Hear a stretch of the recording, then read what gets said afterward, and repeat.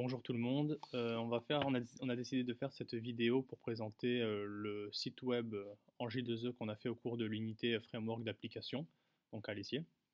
Alors ceci est la page d'accueil de notre site web. Donc on l'a nommé Strawberry Artwork. Dans le cadre de notre scénario, c'est le nom de l'organisation qui a voulu créer ce site web. Donc on peut au niveau de la page d'accueil remarquer directement que le site est fonctionnel en français et en anglais. Donc voilà, si je clique, on peut voir que le site change de langue. Ici il est en français. Si je change là en anglais, il sera en anglais.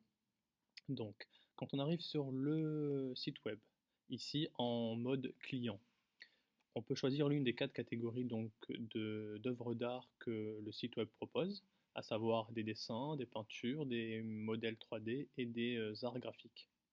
Admettons que je veuille acheter un dessin par exemple, donc je clique sur le bouton et j'arrive sur la page catégorie dessin. Ici on peut voir donc une série de produits disponibles avec notamment une description qui contient le nom du produit, une petite description, son prix.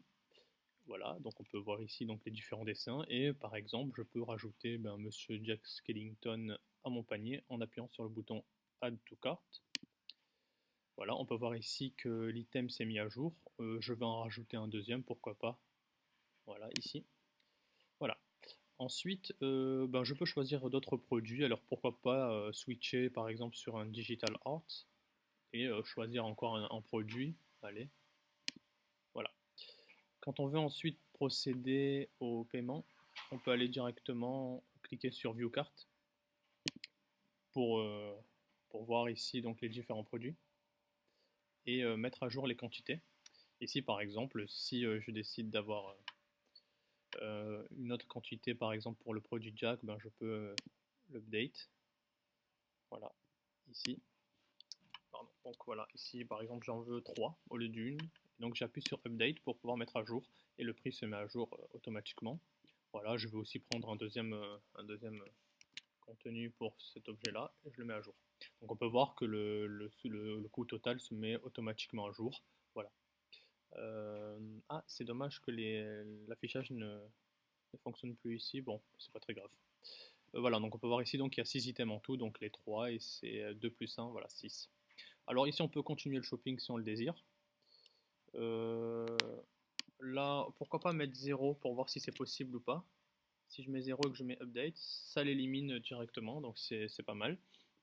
Voilà. Alors là, je peux décider de continuer le shopping. En cliquant sur ça, je me retrouve dans la dernière page catégorie où j'étais.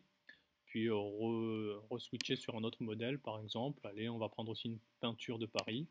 Voilà.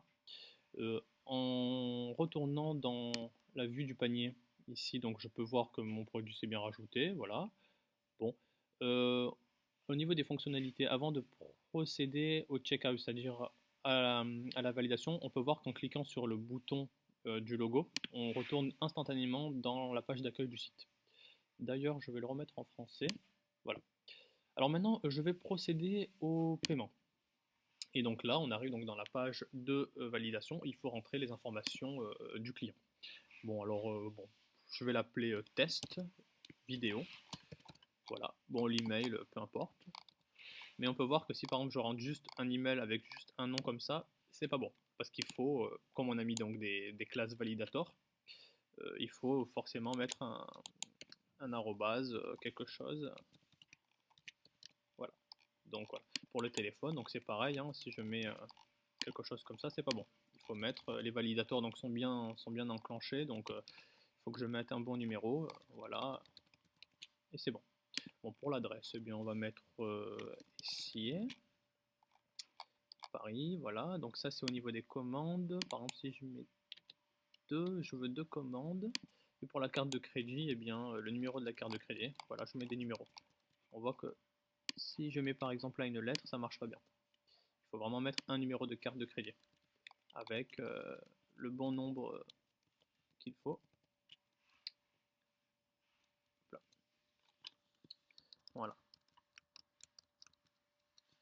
Voilà, on remarque que voilà. Donc Maintenant que j'ai procédé au paiement, donc là on voit bien donc à l'aide de ce message là que ma commande a bien été prise en compte et qu'elle me sera délivrée voilà, dans les prochaines 24 heures. On a un numéro de confirmation unique qui permet de retrouver la commande effectuée. On a ici un résumé de la commande avec le prix total, voilà, et la date de validation. Et puis ici on réaffiche les différentes informations comme l'adresse de livraison, etc. Donc voilà. Alors ce qu'on va faire maintenant, c'est maintenant qu'on a fini ça, on va passer au mode admin. On va vérifier le mode admin, voilà, en changeant le reste. Et là, on arrive, donc, non, on n'est plus en mode client, mais en mode admin. Alors, je rentre l'username au root et le mot de passe secret, voilà. Et je rentre en mode admin. Et là, je peux accéder à l'ensemble des clients et des commandes qui ont été effectuées sur le site. Si je mets View All Customers, je peux voir ici l'ensemble des clients et on peut voir par exemple que test vidéo que je viens d'effectuer s'affiche bien avec l'adresse email que je viens de mettre. Là, il y en avait des autres qu'on avait fait au cours du développement, c'était des tests. Voilà. Et si je mets View All Order, je peux voir par exemple la commande que j'ai passée ici à 108 euros. Si vous vous souvenez bien, c'était bien donc le prix total de la dernière commande que j'ai effectuée. Voilà. Et on peut se log out. Voilà. Donc c'était une vidéo donc, qui a présenté un peu donc, le projet J2E qu'on a fait donc, au cours de l'année 2015 en novembre. Donc bien voilà, j'espère que ça vous a plu. Donc ce projet donc, a été réalisé à l'aide des frameworks JPA. On a utilisé les EJB pour la couche métier, des pages JSP. On n'a pas utilisé JSF par manque de temps. Et puis voilà. Ben, voilà. J'espère que cette vidéo vous a plu et puis à la prochaine.